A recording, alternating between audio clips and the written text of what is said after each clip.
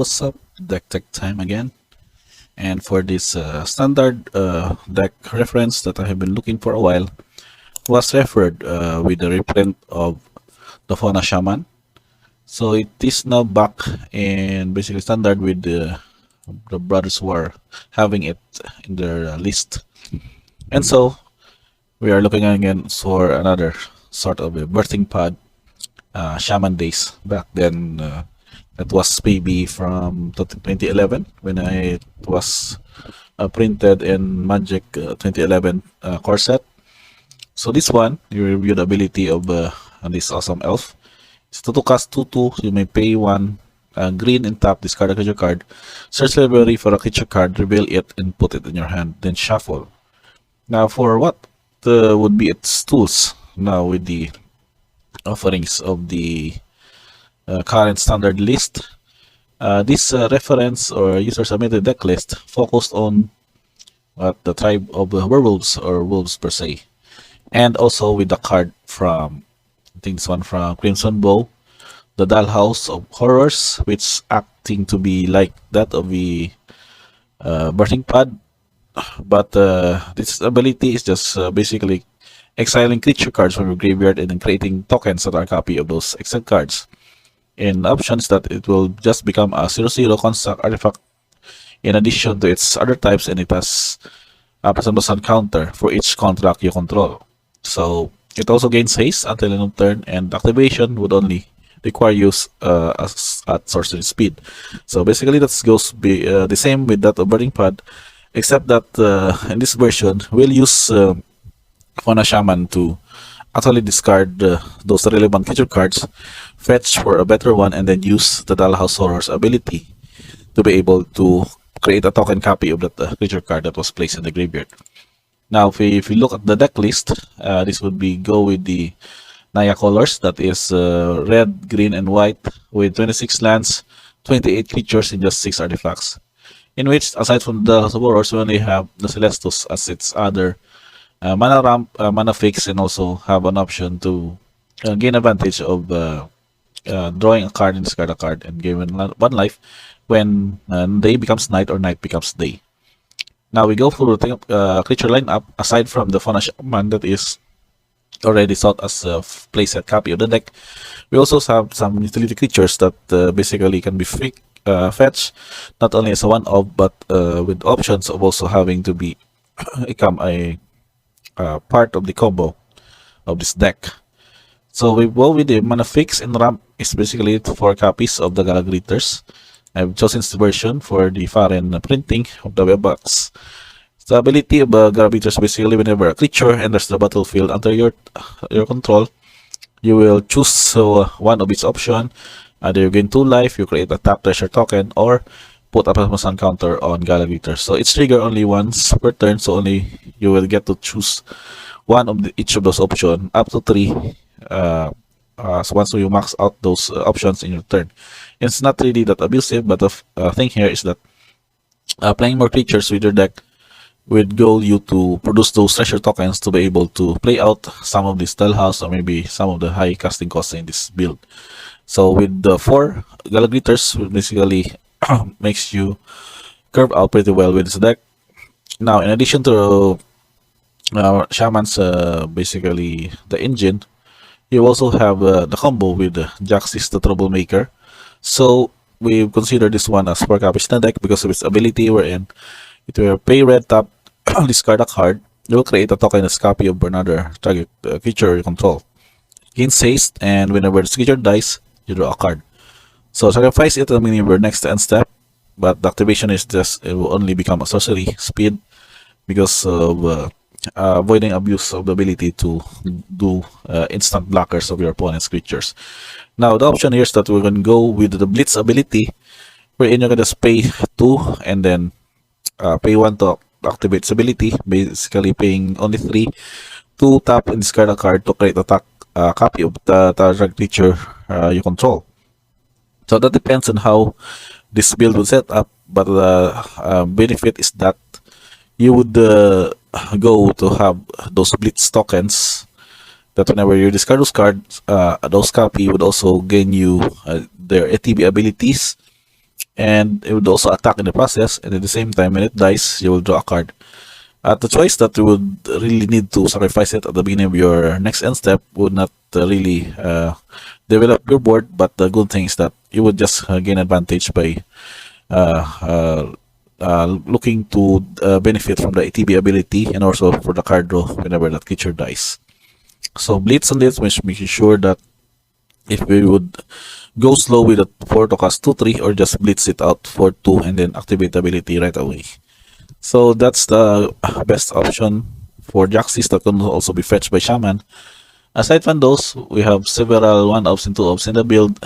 We just discuss it in a bit after we discuss the Brutal Catar's importance in this build we're in, where you need to have 4 copies of that in the deck to making sure that you can exile any creature threats of your opponents at the same time benefit of its ability to fit into a Moonrage Brute wherein it will still become a 3/3 first strike. At the same time, once you get back into Brutal Qatar, it will also trigger the exile ability.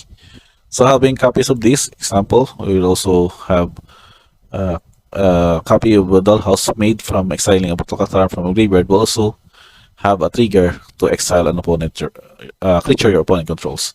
So with that, we make sure that we have a defense against other aggro or aggro setup by your opponents. Then we'll go with the 1-ups. We start with Helena Partners, which just basically ramp up and pump your creature, making those mere 2/2s into 4/4, or if they get to pump this power, you would still benefit with the trigger of putting that many percent counters on other target creature control and having those creature haste until end of turn. So along with that, we also have Halpak Piper. This one is already previewed in the rock, in the Golgari version or the rock version of the World's deck, wherein you can basically put a creature card or cheat out a creature card from your hand to the battlefield. Then, if it's a wolf or werewolf, you may be able to untap Halpak Piper. It also goes well with once you get your Fauna Shaman engine going, you can basically fetch for a big creature threat. Example in your late game would be Titan of Industry or Titan of Courageous, and use Halpak Piper's ability to be able to put that into the battlefield by not paying its full mana cost. At the same time, if you're able to flip this one into a 4/4 or transform, you may look at the top 6 cards of your library, and then you may be able to also to reveal a creature card from on them, or maybe check on the utility creatures we need in that certain situation, and then put it in your hand. And the goodness is that that is basically a free card draw in the process. Would also get you a 4/4, and at the same time, if it goes day one again, you can just basically use its ability to cheat out those creature card that was chosen by its flip transform ability trigger. Now, 2 copies of that. We also have a copy of Ill Temper Loner. This is another werewolf in the deck, wherein it was, if it would be dealt damage, it is that much damage to any target, and then it would also be able to pump out. And when it flips into a 4/4, whenever a permanent you control dealt damage, this Avenger will deal that much damage to any target. So basically, bringing out combat damage or anything, any such as lightning strikes or any non-combat damage spell would do to a permanent you control, Halpak Avenger will do that the same damage to that any target, which means you can basically reflect it for your opponent's creature's threat, to your opponent's life total, or to any Planeswalker that will be able to heal out with this. And the bonus also, it will also be pump. By activating its ability, it becomes +2/+0 until the end of turn. So with that variance, we also have some option to pump our creatures with King Darian's ability. King Darian has this passive pump or Glares Anthem effect to get your opponents, your creatures +1, and then you can also have this one as a good mana sink with by putting a +1 counter on Darian and then creating a 1/1 White Soldier creature token. At the same time, you would also be able to sacrifice this to have your creatures or creature tokens to control again hexproof and indestructible. Given that those cards created by Dollhouse and Jaxis are considered as tokens or copies of another creature, basically, Darian can be able to pump it in effect, at the same time have them hexproof and indestructible if certain permission situations would need. And then next we also have Miriel, Shield of Agrib. So basically, this is the ability that your opponents can cast spells or activate abilities of artifacts, creature, enchantments during your turn, and at the same time have the bonus to create these colorless soldier artifact creature tokens where excess number of soldiers you control. Mirrors for the soldier. We have also, I think, some several soldiers in the deck. King Darian is also a soldier. For the Shaman's not. Brutal Qatar is a soldier. So we have options also to have those triggers to benefit with Miriel. So just about added bonus, the important thing is that you can basically go off and would not have your opponents with counter spells, for example, to be able to do anything during your turn. Another one is Outland Liberator for basically just enchantment removal, artifact removal in the bonus here. And also for Nightbound if needed. Whenever attacks, you can destroy target artifact or creature. Defend a player controls. And then we also have Reckless Stormseeker. This one has 2 copies in the deck. This would be beneficial to go with the Halpak Piper when you can make them haste at the same time with this Aluminium Combat ability that can trigger out during Daybound and much more during Nightbound with a bonus trample and haste with Super Zero. But important is if you're able to cast a Halpak Piper and you have extra mana, you can use Reckless Stormseeker's +1 combat trigger ability to have this one haste, which means you can basically use its ability right away after the Reckless Stormseeker would activate and target this one, and the effect would dissolve. So aside from that, we also have a quick copy of Single Sentinel for sure. Graveyard Shenanigans and also has a Coven bonus. Against it is most likely to have because of several creatures with different power and toughness in this deck. So we'll be able right away to have this one to gain hexproof from that color and the turn. It can be blocked by those creatures of the chosen color. But the important thing is that you can have a solid body that can also exile cards from graveyards, cards that may benefit from shenanigans, such as for that of blue, that may be having some flashback effects or other stuff, such as that of the Lorgoyf. Now for the high tier that can be summoned, hardcast, or use the Fauna Shaman to search for them is the Tyrant and the Titan. So Titan, nothing to say about the ability. It has very good benefit whenever it enters the battlefield of those 2 options chosen. And then we also have Tyrant of Care Regis, wherein it is coming at 6 to cast 4/5, but when it enters the battlefield, it can deal 4 damage to any target. At the same time, it becomes a good flyer intercept, and extra mana can also be used to pump this one for an added power and damage. Now for the land use, wherein we have 26 lands in the process, it's basically composed of those Pain lands, of Battlefield Forge, Brushland, and some slow lands, of course, Rockfall Vale, and Sundown Pass. We just Bushiju as your main channel land along with Sokensan. And of course, Jetmir's Garden as the main fix because of the 3-color mana alignment with the red, green, and white as support with Mountain Forest in place, of course.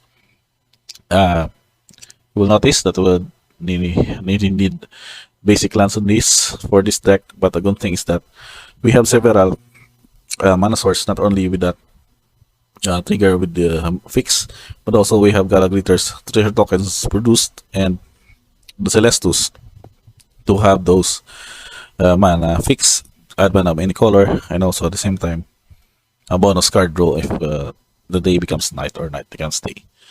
Okay, so not only list or our sideboard plan would really go with several one-offs again because of the Fauna Shaman's search ability. We have Hajar, Loyal Bodyguard. The purpose to have your control that legendary creatures you control will get to 0 and get acceptable. And also a solid 3/3 body.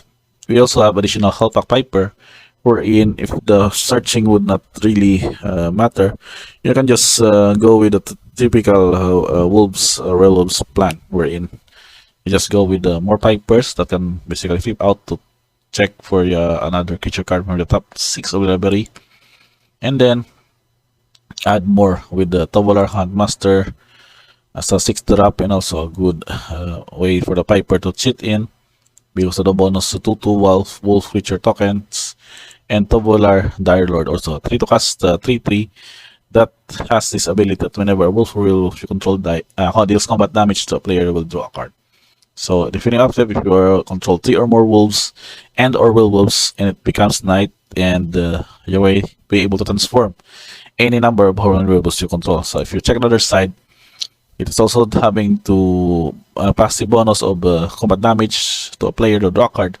At the same time, you will have to be able to pump out or casting wolf front target werewolf or werewolf you control to get XP 0 and trample until end of turn. That's a good benefit of it, along with some other one-offs that may need to be fetched by the Shaman.